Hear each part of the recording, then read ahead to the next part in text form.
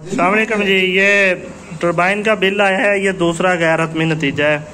اس میں یہ دیکھیں یہاں پہ جو انہوں نے یونٹ ڈالے ہیں وہ صرف 60 ڈالے ہیں، اس مہینے کے یونٹ ڈالے ہی نہیں گئے۔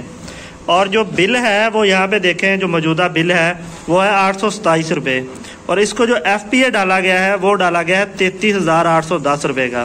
2 دن پہلے جو میں نے پوسٹ کی تھی اس میں کچھ بھائیوں نے کہا تھا کہ جی آپ کا بقایا جات ہوتا ہے۔ بھائی یہ اس گانے کو آپ غور سے دیکھیں، بقایا جات کوئی نہیں ہے، ٹھیک ہے۔ یہ نیچے ایف پی اے ہے، اور ایف پی اے 827 روپے کے بل پہ 33,810 روپے کا ایف پی اے ڈال دیا گیا ہے۔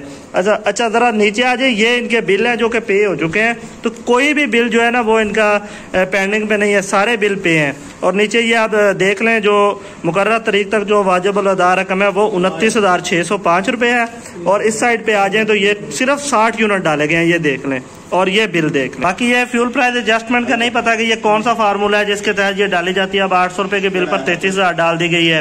اب پچھلے 6 مہینے کے اندر جتنے بھی بل آ رہے ہیں سب کے اوپر فیول پرائز ایڈجسٹمنٹ ڈالی گئی ہے۔